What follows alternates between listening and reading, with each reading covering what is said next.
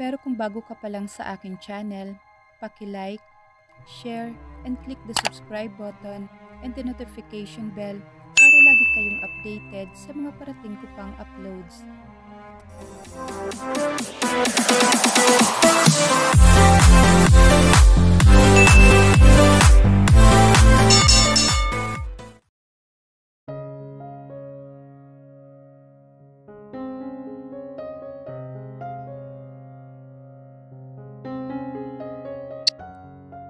Hindi ko alam kung anong oras na magising ako mula sa mahabang tulog. Magaan na ang pakiramdam ko ngayon at medyo relax na ang katawan ko. Hindi na masakit ang ulo ko, hindi na katulad kanina na parang umiikot ang mga bagay sa paligid. Kaya nagdilat ako ng mga mata dahil sa pakiramdam na may nakamasid sa akin. At hindi nga ako nagkamali dahil nakatingin sa akin si Paolo na blanco ang mukha nito. At parang hinihintay lang ako na magising para pagalitan. Nilibot ko ang paningin ko. Teka, kwarto namin to. Kwarto niya to. Paano akong nakauwi? Nalaman ba nila tatay? May dextrose pa sa kamay ko at hindi na ako magtataka dahil puro naman doktor ang mga tao dito sa bahay. Buti naman nagising ka na. Malamig pa sa yelo na sabi nito. Hindi ako makasagot dahil pakiramdam ko ay magagalit na naman ito sa akin. Hindi ko alam kung anong ginawa ko sa iyo kagabi at inapoy ka ng lagnat ngayon. Hindi ko naman alam na ganyan pala ang wala pang karanasan. Okay lang ako. Sabi ko na nakayuko. Hindi ko kaya makipagtitigan sa kanya dahil parang binabasa niya ang kaluluwa ko. Pwede ka naman magpahinga kung hindi maganda ang pakiramdam mo. Hindi ko nga halos alam paano sasabihin sa tatay mo nangyari. Sabi nito at tumayo na nakapamulsa. Ang gwapo ng itsura nitong naka-doctor's uniform pero mas gwapo siya kapag naka-casual lang. Bakit hindi pa rin ito nagbibihis ng pambahay? Aalis pa ba siya? Mas mabuti pa yon dahil mas nanaisin ka pang mag-isa kaysa kasama siya. Nakakatakot dahil baka biglang nagagalit na lang. Sorry po, ano pong nangyari? Paano mo ako naiuwi? Paano pag hinanap ako ni tatay? Tanong ko dahil gusto ko malaman paano niya ako naitakas doon sa ospital. Paano na lang kapag nalaman ng mga tao at ni tatay na isa akong bayarang babae at namimigay ng anak? Sila pala ang tatay at kapatid ni Alora na tinutulungan ni Lola. May galit pa rin ako pero mas galit ako sa lola kong banyaga ang ugali. Mana sa ama nitong Espanyol na masama ang ugali pero hindi ko na yun naabutan. Parang wala lang sa matanda ang nangyari at ngiti-ngiti pa rin ito kinabukasan na makita ako. Maaga akong pumasok dito sa ospital para maiwasan ko si Alora. Ayoko man siyang buntisin ay kailangan ko pa rin para hindi ako mawala na mana. Sakin ba? Wala na akong pakialam dyan. Sila din naman na may gawa nito sa akin. Para akong bata na pilit akong binibigyan ng mabigat na responsibilidad. Pero naisip ko nangyari kagabi. I thought virgins were very much okay pagdating sa kama. Pero hindi pala dahil natatakot ako baka mag-collapse ito while we do it. Dahil sa sakit at kahit papaano ay naawa ako sa babae dahil nasugatan ko ito. Ano ba kasing ginagawa nito at hindi man lang nakaranas ng ganyang bagay? Hindi ba siya nagkaroon man lang ng boyfriend? Sobrang boring naman ang buhay nito. Hindi ba siya katulad ng nakikita ko sa lansangan na bata pa ay buntis na? O di kaya ay may anak na? I felt obligated sa nangyayari sa kanya. Kanina sa ospital, okay na ang roving namin. Nang biglang bumukas ang pintuan at iniluwa doon si Alora na may dulang pagkain. Sobrang putla nito at halata talaga na may sakit na dinaramdam. Akala ko ba magpapahinga lang to? Ngiting-ngiti si Albert habang lumapit ito sa dalaga at alam ko sa sarili ko na magpapapansin ito sa babae. Nagtatagis ang bagang ko dahil sa sinasabi nitong baka balang araw ay maging manugang daw ito. Sa loob ng ilang oras na nakasama ko siya sa bahay ay ngayon ko lang nakita nang umiti sa Alora. Sobrang lalim ng dimples nito at hindi ko alam dahil na-attract ako sa ganda ng dimples nito. She's beautiful when she smiles like that. Hindi ko alam kung bakit parang sumisikip ang dibdib ko nang makipagtamayan si Albert sa asawa ko. The way he looks on her ay puno iyon ng pagnanasa at paghanga sa babae. Kahit papel lang yan, ay legal na asawa ko si Alora. I already signed those dump papers this morning at ibinigay sa lola ko.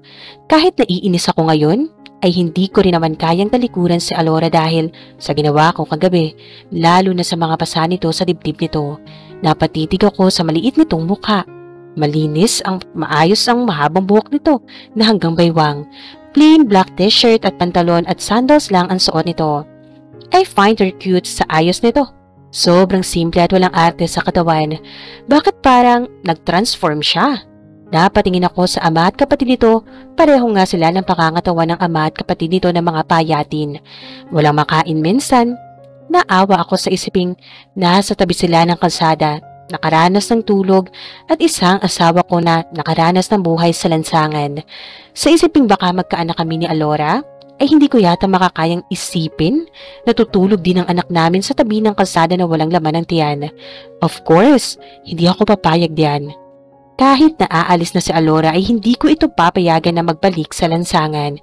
I will still give her a good place to stay sila ng tatay at kapatid nito.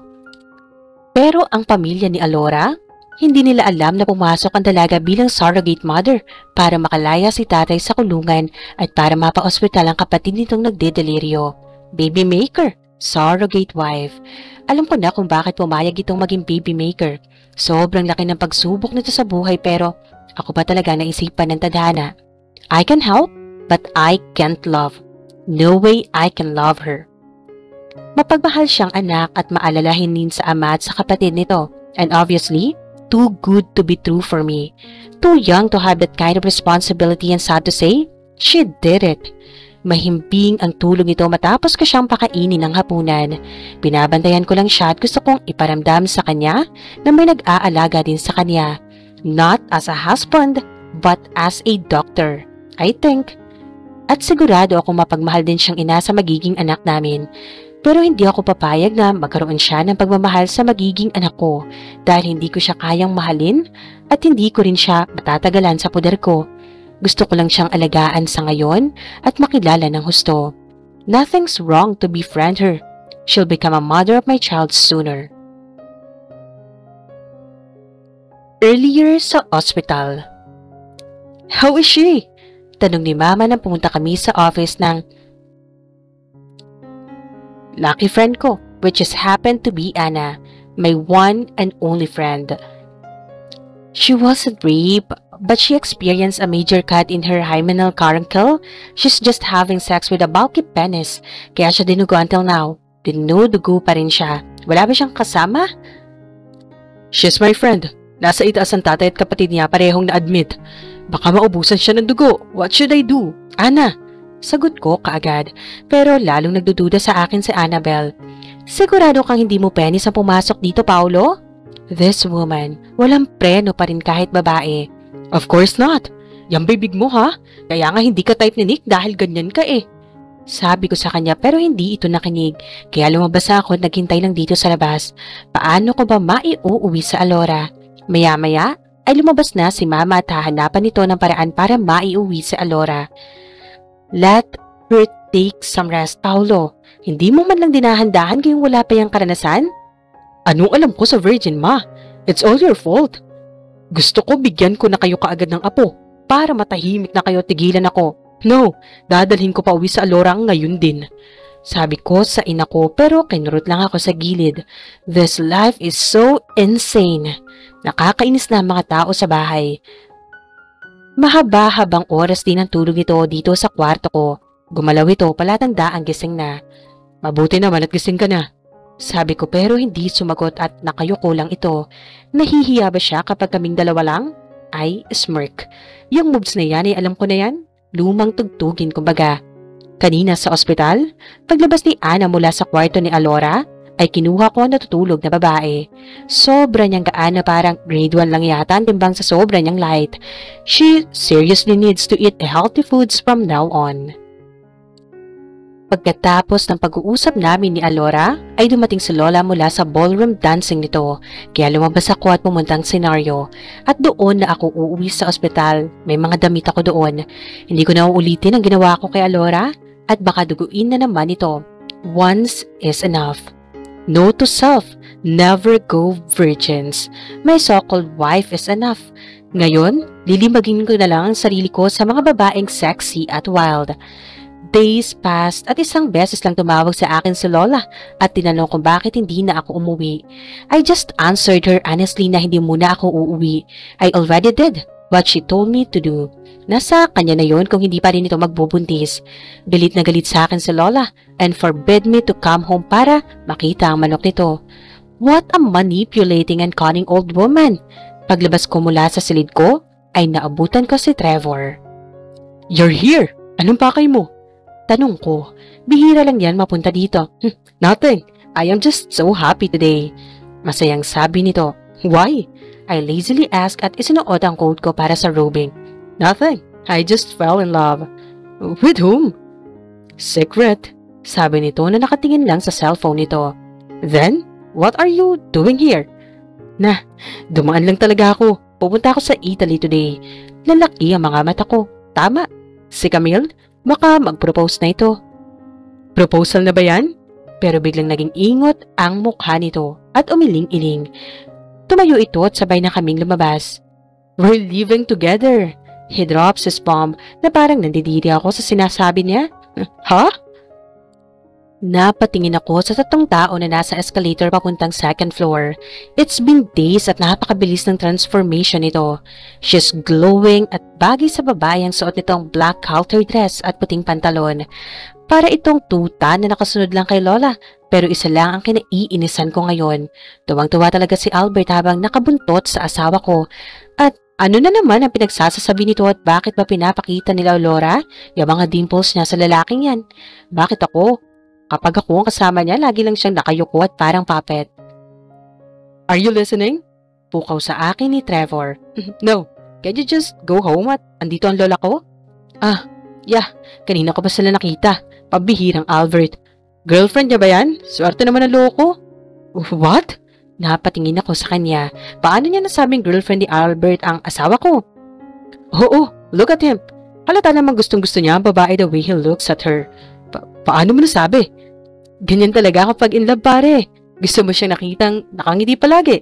The way he looks at her as if she's his world, I can feel that." Napatingin ako sa baba at wala na sila sa escalator. Nilibot ko ng tingin pero wala na talaga sila. Dumb! "I have to go, pare." Paalam ni Trevor na may tumawag sa cellphone nito. Sagot ko. Tama. Hindi yan pupunta dito ng walang dahilan. Baka dinalaw nito ang tatay nito. Dali-dali akong pumunta sa elevator para pumunta kaagad sa room 308. Dali-dali kong binuksan ang private room ng ama nito at nakita ko si Alora na pinapakain ng orange si Alex. "Oh, ayan na pala si Doc Pogi," sabi ni Alex at napatingin ng babae sa akin. Bigla itong pinamulahan ng muka at nag-iwas ng tingin. Ngumiti ako at binati ko sila. "Paolo, you're here," sabi ni Lola.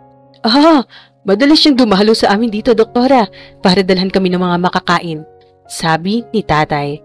"Ang bait ng apo niyo." Gumiti lang si Lola. "Mabait talaga ang apo ko," sagot nito.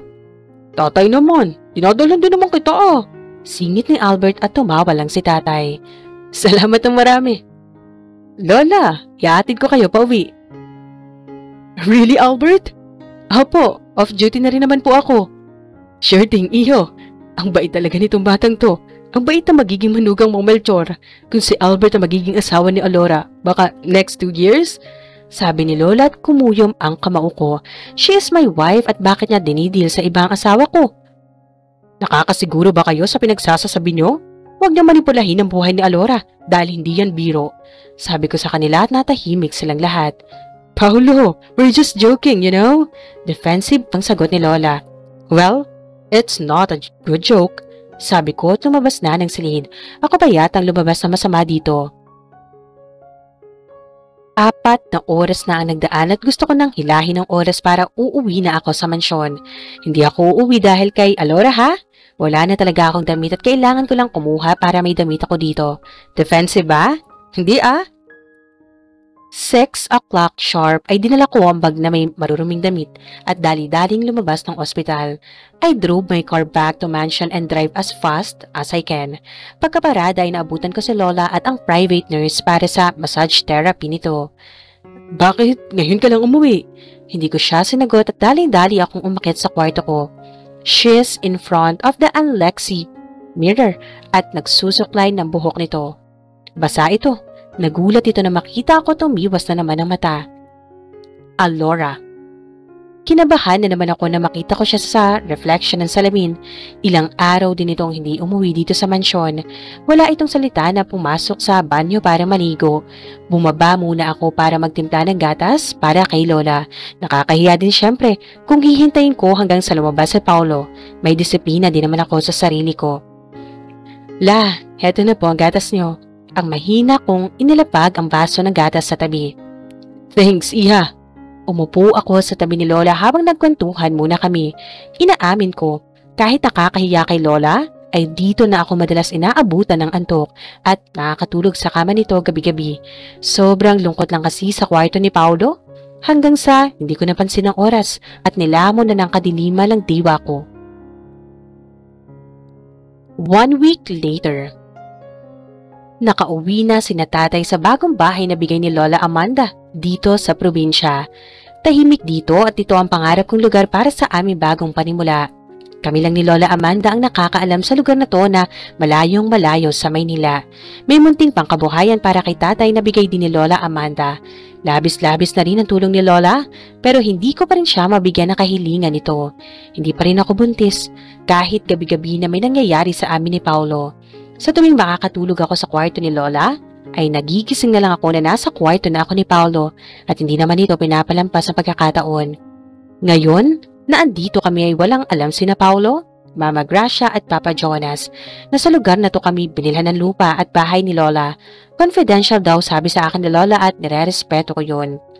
Darating ang panahon na ilang buwan, pagkatapos kong mga anak ay dito ako uuwi at nandana ni Lola Amanda ang full scholarship ko para sa college ko. Kailangan ko mag-ALS para makapag-college ako kaagad. Sobrang laki ng naitulong sa amin ni Lola Amanda kaya hindi ko siya kayang saktan. Di bali nang masasaktan ako sa tuwing may babaeng maglalambitin kay Paolo. Si Lola lang naman ang tumulong sa amin para mamuhay kami ng ganito at tinatanong naming utang na loob yon habang buhay. Dahil malayong malayo na kami sa anumang buhay namin noon na natutulog kahit gutom. Tay, baka sa susunod na taon na ang uwi ko, magtitipid ako para makapag-aral kami ni Alex ha. Basta, mag-ingat kayo dito. Umiiyak ako habang niyayakap ko si tatay. Naiiyak ako dahil nagsinungaling ako sa tatay ko. Wala siyang kaalam-alam na magpapabuntis lang ako at iiwan na parang tuta ang anak ko sa ibang tao para gawing tagapagmana. Wala akong kasing samang ina. Hindi yung ginawa ng mga magulang ko kahit mahirap lang kami. Pero kahirapan din ang nagtulak sa akin para gawin ito. Mag-ingat ka anak at alagaan mo nang mabuti ang sarili mo at si Doc Amanda ha. Binago niya ang buhay natin kaya nararapat lang na balikan natin siya ng magandang loob. Payo sa akin ni tatay at sa nakikita ko ay kontento siya at masaya sila ni Alex dito. Wala naman kaming kamag-anak doon sa Kamaynilaan kaya hindi kami kawalan doon sa Maynila. Pagkatapos na mahabang pamamaalam, ay umalis na kami ni Lola Amanda gamit ang chopper nito at namimiss ko na agad silang dalawa. Sobrang layo dito sa Maynila. Sobrang layo ko sa magiging anak namin ni Paolo pero pilit kong pinatatag ang sarili ko dahil ito ang pinili ko. Kinausap ko si Lola na kapag pa darating kami sa punto na mabigyan ko siya ng apo, ay may karapatan pa ba akong makita ko ang anak ko sa malayo? Dramatic ba? Natural lang naman siguro na ganito ang pinag-iisip ko dahil di naman dun ang punta ko. Pinakausapan ko siyang siya lang ang makakaalam kung nasa anak ko. May isang salita si Lola Amanda na malugod niyang tinanggap yon na pwede kong gagawin yon.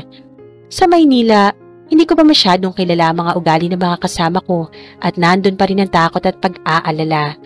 At ang buhay namin ni Paolo ay okay naman kami hindi bilang mag-asawa kundi bilang amo at parausan. Nasundan ang pagniniig namin ng ilang beses.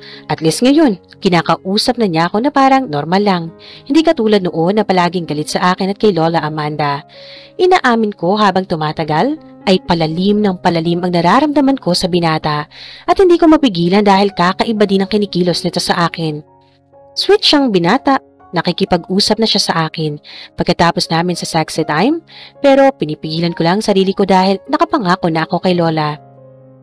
Salamat Lola Amanda sa tulong at sa pagbago mo sa buhay namin, sabi ko at pinisilang kamay niyang manipis na. Kaunting bagay lang yan, Iha. At nagpapasalamat ako dahil ako nakatulong sa'yo. At salamat din dahil tinanggap mo ang hiling ko. Magpahinga ka muna, Lola, at 1 oras lang darating din tayo sa Maynila. Thank you, Iha. At hinawakan niya ang kamay ko at pumugkit ito. Lumapag kami sa helipad ng ospital. First time ko talagang sumakay ng helicopter kaya ina-enjoy ko ang sarili ko sa kakatingin dun sa himpapawid. Doktora Benitez! It is good to see you. It's been too long. How are you po? Masayang bunga ni Doc Albert. Itong si Doc Albert, napapansin ko na talaga ang pagiging malapit nito sa akin. Kung hindi lang ako nasabit sa ganitong sitwasyon ay malamang na magiging kaibigan ko si Doc Albert. Ito lang naman si Paulo may ayaw na makikipagkaibigan ako sa mga kaibigan nitong lalaki. Sa anong dahilan? Yan ang hindi ko alam. I am great, Albert. Come with us. Have you seen Paulo? Marinig lang ang pangalan ni Paulo ay kinikilig na ako at nagwawala ang pulso ko. Nababaliw na yata ako at hindi na yata normal ang ganitong pakiramdam. Lahat na lang yata ang ugat ko ay nabubuhayan. Maghulos dili ka nga dyan, Alora? Oh, maybe roving time. Salamat naman po at isinama mo si Miss Corpus, Doktora. Hi Alora, kamusta? Okay na ba ang pakiramdam mo? Ngiting sabi nito sa akin at napangiti ako at tumango sa kanya. Hi din, Doc. Okay na po ako. Doktora, single pa ba tong sa Alora? Payag po ba kayong liligawan ko siya? Napatingin kami pareho kay Albert at si Lola ay talagang natigilan. Too bad, you're late, Albert, my boy.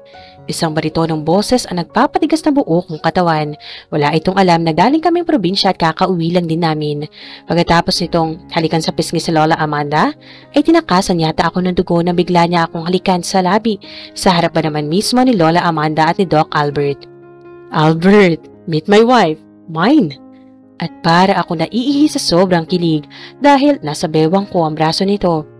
Are you serious, Paulo? Since when? Hindi maitatago ang pagkairita sa boses ni Albert. For more than a week, I guess? Private kasi yan kaya hindi ka invited so stop thinking to pursue her. No one's yours, boy. Sabay tapik sa balikat ng kasama nitong doktor. So, can I have a date with my wife, Lola? If you'll excuse us. Sure thing, Iho. Albert, come with me. Sagot ni Lola at nakita ko ang kakaibang ngiti nito at hawak kaming umalis sa harapan nilang dalawa. Medyo nasanay na ako na hinahawakan ng kamay ko pero ang halikan ako ay hindi ako sanay. At pumasok kami sa isang silid at kaagad niya itong nilock nang nasa loob na kami. Malaki ang tanggapan nito at malinis. How's my wife? Having a date with the old woman? Sabi nito habang hinahalikan ako at isa-isang tinatanggal ang mga butones ng damit ko. Hindi niya pwedeng malaman na galing kaming probinsya. Masaya kasama si Lola. Paulo. Napaungol ako dahil sa bigla niyang hinalikan ng dibdib ko at sinipsip yun. Minamasahe yun at pagkatapos ay hinahalikan ako ng todo-todo na halos kinakapos na ako ng hangin. Let's talk later. At binuhat niya ako papunta sa isang pintuan. Dali-dali siyang naghubad ng uniform. Nang pumasok kami sa private room nito, doon ay may single bed. Nagawa na namin to kaninang umaga at kahit bago ito umalis, ay pinaakyat niya ako sa silid namin. Kunwari daw ay pinapahanap niya sa akin ang long sleeve nito pero iba ang pakay nito. Oh my gosh, isa nga pala itong makina na hindi marunong magpahinga. Few days passed by. Dito na ang bago niyong tirahan, ha? Napangiti ako habang dinidiligan ko ang mga bagong bili ng mga bulaklak ko. Lumabas ako kanina para bumili ng lechong paksiw at bumili na rin ng mga bulaklak nang napadaan kami sa tabi-tabi. Pandagdag sa mga bulaklak ni Lola. Mukhang mamahali ng mga bulaklak ni Lola kaya hindi ko nilagay ang mga pinamili ko sa garden nito na binili ko ng tig 200. Gusto ko pag uwi nila ay namumulaklak na kayo ng bonggang-bongga. Paniguradong magugustuhan kayo ni Lola. Sabi ko sa mga bulaklak. Napangiti ako dahil sobra nilang ganda. Noon pa man ay pahilig na ako sa mga rose. Kaya 5 klase ng rose ang binili ko. Ma'am Alora, tumawag po si Doktora Amanda. Tawag sa akin ng isang kasambahay kaya tumakbo ako papasok ng bahay. Hello, La? Sabi ko na mahawakan ko kaagad ang telepono. Namiss ko na din kasi si Lola. Oh, tumakbo ka ba? Huwag kang tumakbo, madapa ka pa. Kumusta ka dyan? Okay lang po ako. Galing po ako sa labas. May bulaklak po akong binili kanina. Kaagad kong balita kay Lola, tumawa lang ito. Ikaw talagang bata ka? It's good to hear that. May kakampi na ako pagdating sa mga bulaklak. Kumusta po kayo dyan, La? Heto, kakauwi ko lang from my check-up. Ikaw, hindi ka ba inaway ni Paulo? Napangiti ako sa tanong niya dahil para naman akong bata para aawayin. Okay naman po kami dito. Wag po kayong mag-alala. Pag aawayin niya ako, uumbagin ko po ang apo niyo. Biro ko sa kanya at tanging matunog na halakhak lang ang sagot nito sa akin. Oh, o siya, mabuting at naisip mong hindi ka magpapaapi sa kanya. Mag-iingat po kayo dyan, La.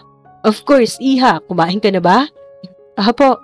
O siya, hindi na ako magtatagal dahil gabi na't kailangan ko po magpahinga. Tumawag ka po palagi, ha? I can sense na nababagot ka na dyan. Andyan ba si Paulo ngayon? Wala po ako. Ako lang po mag-isa ngayon sa bahay. Hindi na naman umuwi yung batang yon. Tell me. Napaisip ako. Hindi naman talaga madalas umuwi si Paulo. Pero kapag sasabihin ko naman yun sa kanya, ay malamang na magagalit sa akin si Paulo dahil nagsusumbong ako kay Lola. Dito naman po ang uwi ni Paulo gabi-gabi. Good. Mag-ingat ka dyan. May pera ka pa ba? Bumili ka na kung ano gusto mong bilhin or mag-shopping ka today.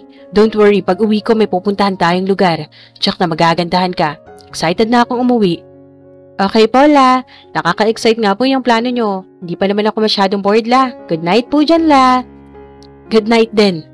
Ibinaba ko na ang telepono at umupo ulit sa mahabang sofa.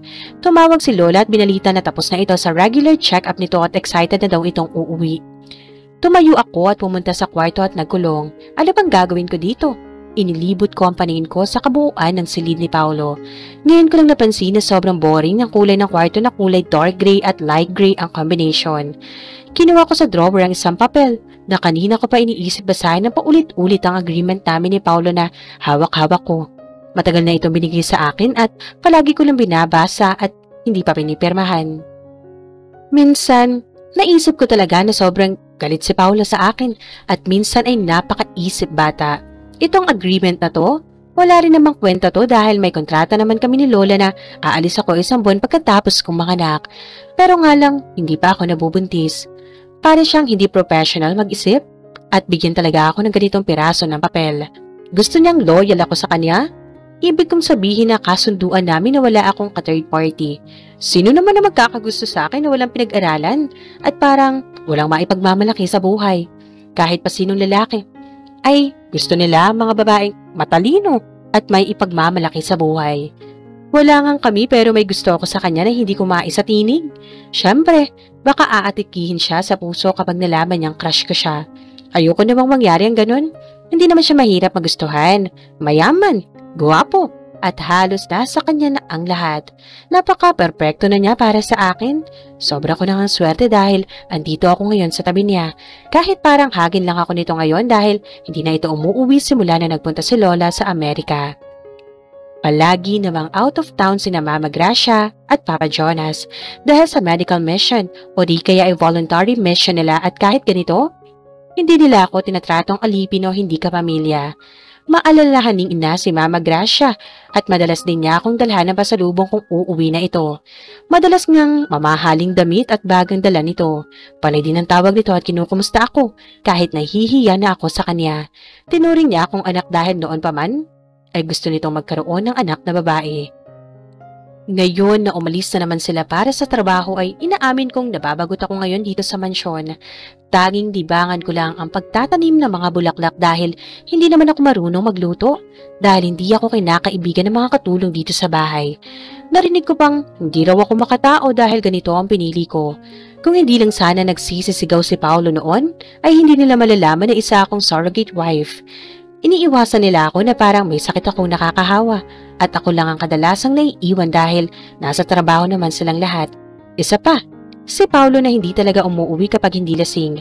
Nakakauwi lang dahil hinahati ng malanding babae. Tama bang ganyan siya? Nagdala siya ng malanding babae noong isang gabi. Pareho silang lasing at doon sa kabilang kwarto sila natutulog. Hindi ako dapat masaktan, pero naiiyak ako habang rinig ko mga ginagawa nilang dalawa. Porke ba't wala ang pamilya niya ay gagawin niya sa akin yon? Babae lang din naman ako at nahuhulog kay Paulo kahit inaayawan niya ako. Kahit ilang beses nang may nangyari sa aming dalawa ay hindi ko maiwasang mahulog ang loob ko sa kanya. Kinaumagahan ay hindi ako lumabas ng silid hanggat hindi sila umaalis ng bahay. Nagtulog-tulugan lang ako noong pumasok si Paolo sa silid namin para maligo ito. Ayaw ko namang matulog sa kwarto ni Lola. Baka may mawala doon na mahalagang bagay. Mabuti sana kung hindi na yun naulit pa pero parehong babae pa rin ang dinala niya doon na talagang sila ay sa may sala gumagawa ng milagro. Gusto kong magreklamo at magsumbong kay Lola pero wala akong magawa dahil isa lang akong hamak na babae na binabayaran para gumawa ng anak para sa pamilya Benitez. Tinampal ko ang ulo ko at ibinasiwa sa mga bagay na nangyayari. Buhay niya yan at hindi ako dapat maging ganito. Tumayo ako at nagbihis ng casual lang na suot. Hindi naman bagay sa akin ang mga damit na binili ni Mama Gracia dahil sobrang mahal. Nilibangin ko ang sarili ko. Bakit ko nga ba sosolohin na isipin ng mga lalaking yun? Mamaya niyan ay aatakihin ako sa puso dahil sa pag-iisip ko ng todo sa kanya.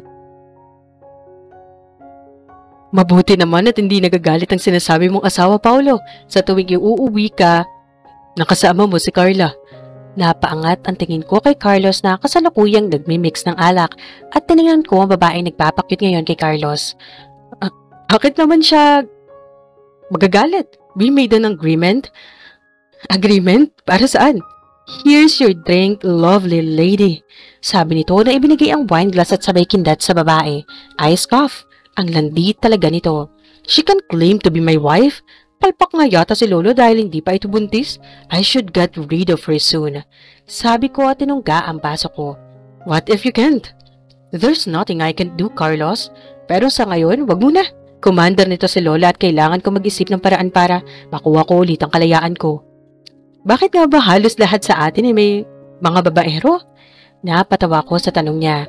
Kahit ako ay napaisip din sa tanong na yan. Bakit ba maraming babae naghahabol sa amin gayong alam naman nila na mga babaero kami? Still, they chose us. Kasalanan pa ba natin yan? Hey, Paolo! Napangiti ako na dumating na si Carla from the dance floor. Maiksi ang suot nito at kitang-kita ang abs ng katawan nito na pinagpapawisan. Have some beer here. Ibinigay ko sa kanya isang baso ng serbesa at uminom naman. Pagkatapos kong magpahinga sa ospital, ay kaagad akong bumisita dito sa senaryo. Mamaya na ako uuwi to check kung okay lang ba si Alora sa bahay. Hindi na ako nagreklamo na halos kumandong na si Carla sa akin. Should I say, nagpapalambing sa akin ng babae. Libre ang himas ko sa balingkinita nitong katawan. Ganito rin ang katawan ni Alora, pero hindi ko na napagtuunan ng pansin yun since hindi naman ako interesado. Ngayon, para akong tanga na nakatulala dito sa silid. Hindi ko lang alam kung bakit hindi pa rin ako natutulog ngayon dahil pasado 1:00 na saka ko lang narinig ang ugong ng sasakyan ni Paolo. Inayos ko ang kama kahit alam kong hindi ito matutulog sa kwarto na to. Nang biglang bumukas ang pinto at hubad ang katawan ng babae na parang sawa na nakapulupot sa baywang ni Paolo habang hibang ang dalawa sa paghahalikan. Sobrang sakit at isang malaking sampal yun sa pagkatao ko. Napabangon ako ng laki ang mga tako at dahil sa ginagawa nila. Paolo? Mahinang sabi ko. Oh, shit! Who is she? Galit na tanong ng babae kay Paolo. Come on. She's nothing but a whore. Get out, Alora. Lasing na sabi ni Paolo at hindi ko mapigilan ang paiyak. Panay ang halik sa leeg nito ng babae. Napalunok ako ng laway sa sobrang inis. Bakit ba ang hilig nila sa naglalande? Bakit dinala mo siya dito? Bakit di na lang dun sa kwarto nyo? Iyak kong turan pero irap ang sagot ni Paolo. Kahit hindi niya ako pinagbuhatan ng kamay, ay nasasaktan pa rin ako. And whose room is this? Hindi porket asawa kita sa papel, ay masagot-sagot mo na ako. Get out, Alora! Paolo? He said, get out! Sigaw ng babae sa akin at hindi pa nakontento ay sinugod niya ako at sinabunutan habang inihila mo ko palabas ng silid na halos mahiwalay ang buhol ko sa anik ko. Kaya todo ang iyak ko dahil nasasaktan ako. Huwag mong sinasagan ng pasensya ko, bitch! Masama ako magalit, sabi nito at itinulak niya ako na malakas na isinara ang pintuan. Ang haba ng mga kuko niya na nagkasugat yata ang mukha ko. Ano itong pinapasukan ko? Lola, nasaan na kayo? Di ko na yata kaya. Pinanghihinaan ako na loob kapag ganito palagi. Hindi ako sanay na may nananakit sa akin physically. Di bali ng pagalitan ako o awayin ako dahil tinitiis ko yon. Tatay, paano ba kung makakauwi? Bakit naging ganyan si Paolo? Bakit biglaan siyang nagbabago? Lumipad lang sa ibang bansa si Lola? ay naging demonyo na siya. Hindi siya ang kilala kong Paulo. Kapag andyan ang pamilya niya, nasasaktan ako kahit hindi niya ako kinakausap. Iniiwasan niya ako. Sa ngayon, ay lumipat ako sa guest room at doon umiyak. Gusto ko na umuwi sa probinsya. Doon ay paniguradong masaya, tahimik at wala si Paulo. At sisiguraduhin kong walang Paulo doon. Gustong gusto ko nang tumakas pero natatakot ako sa karma. Tatay, gusto ko nang umuwi.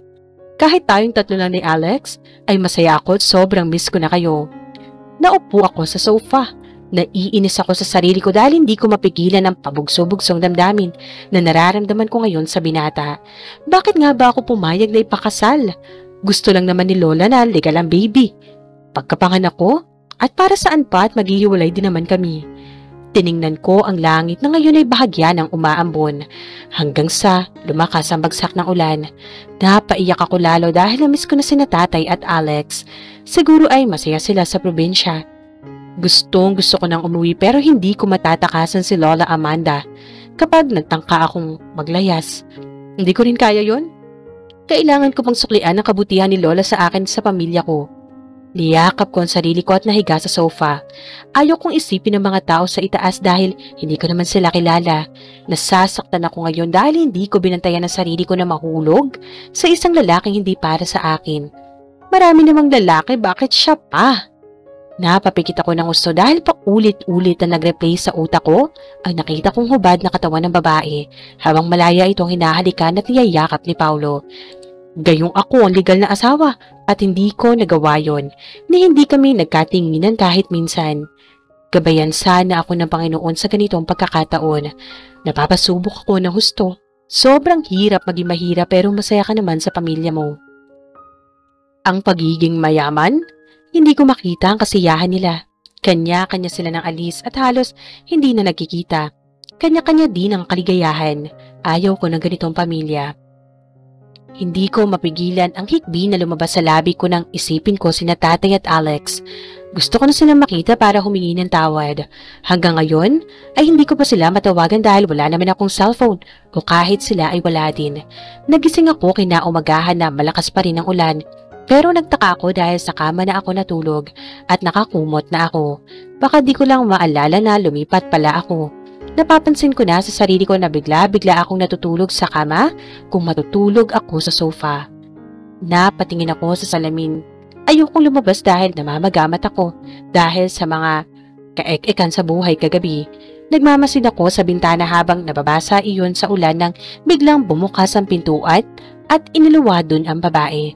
Suot nito ang polo ni Paulo at bakat na bakat pa dun ang nipple nito. Ang ganda niya. Sexy siya at parang model. Yun nga lang, ganun talaga ang gusto ni Paulo. So, the princess is finally awake. Why not get your ass off that bed and cook for breakfast, slut? Maarte itong umupo sa pang-isang upuan at nakadekwatro pa. Mayaman nga pero mahirap naman ang pag-uugali. Hindi ko siya pinansin. Hindi rin naman ako marunong magluto ng mga pangmayaman na pagkain. Kaya hindi ako pinayagang magluto ni Paulo. Baka daw may ilalagay akong gayuma. Tila nainis ako at lumapit sa akin. Kinabahan naman ako baka anong gagawin niya sa akin. Ang maganda niyang mukha ay parang naging demonyo sa paningin ko. Do you think I don't know everything? Baby maker ka lang. Ibig sabihin para usan at talagang ang boyfriend ko pa ang tinarget mo? At bigla niyang hinila ang buhok ko at sinampal ang mukha ko na sobrang lakas. Feeling ko ay umiwalay ang kaluluwa ko sa katawan ko at nakakita ako ng mga bituin. Para akong nawalan ng buhay sa ginawa niya. Galit na galit ang mga mata niya. Hindi naman ako makapanlaban dahil mas malaki siya sa akin at mas malakas. Aray, tama na. Maawa ka, tama na. Wala akong atraso sa'yo. Hindi ko mapigilan ang umiyak. Ano bang kasalanan ko sa babaeng ito? Ako pa talaga ang pinagtripan nito dahil wala lang siyang mapagtripan at alam niya na wala akong kakampi dito. Ano? Magpapabuntis ka at yung magiging bastardong anak mo ang makakakuha ng yaman ng lola ni Paulo? Ganun ha? Ito ang nararapat sa yung makaagaw ka. Hindi ko siya mapigilan sa pagbulyaw niya sa akin at sampalin at sabunutan ang buhok ko. Parang awa niyo na, tama na po. Aray, ano ba? Tulak ko sa kanya. Hindi kita titigilan hanggat hindi ka aalis sa bahay na to. Ako ang girlfriend ni Paulo at ako ang mahal niya, kaya umalis ka sa pamamahay na to. Galit nitong bulyaw sa akin habang hinihila ang buhok ko. Tama na po! Tila napagod ako at sinuntok ang sikmura ko kaya namilipit ako sa sakit. Tumingin ako sa kanya at kung nakakamatay lang sana ang titig, ay malamang nakahandusay na itong babaeng ito. Bakit ba siya galit na galit? Sa pagkakaalam ko ay flavor of the week lang siya ni Paolo. Ito pa ang matapang. Ano, lalaban ka? Sino kakampi mo? Ang matandang si Amanda? Nasaan siya ngayon? Wala siya dito. Go! Magsumbong ka! Nakakaawa ka. Amoy lupa ka? Kaya ayaw kang katawin ni Paolo eh. At wag na wag kang umasang, titigilan kita ha? No way! At nagmarcha itong lumabas ng silid. Ang sakit na mukha ko dahil nasugatan sa kalmot ng kuko niya. At napapaiyak akong lalo dahil sa hapdi. Kung mayaman lang din ako, hindi ako papayag na ganito ang gagawin ko. Ganito ba araw-araw ang mararanasan ko? Ito ba ang sinasabi ni Paolo na napakalaking pagkakamali ang ginawa kong desisyon? Nasasaktan na ako. Nanahimik lang ako dito. Ayoko na. Hindi ko na talaga kaya. Lumaki ako sa squatter lang pero lumaki akong hindi pinagbuhatan ng kamay kahit sobrang sama ng nanay ko. Ayaw niya sa akin pero hindi niya ako sinasaktan ng ganito. Ito pa kayang babaeng ito na hindi kailanman kilala at wala akong balak na makilala siya. Humiga ako, nagtalokbong ako at tahimik na umiiyak. Galit na galit ako kay Paolo at sa babae nito. Kung pwede pa lang sanang tumakas ay matagal ko nang ginawa pero ayokong may magagalit sa akin, lalo na si Lola. Ngayon na mag-isa lang ako, ay kailangan ko maging independent at matatag. Hindi porket mahirap lang ako ay mamaltratuhin nila ako na parang basura na nangangamoy. Balang araw, Paolo. Ipapangako kong pagsisisihan mo ang ginawa mong pananakit sa akin ng ganito. Kahit kaunting respeto mula sa'yo, ay ayaw mong ibigay, kaya ginaganito ako ng babae mo.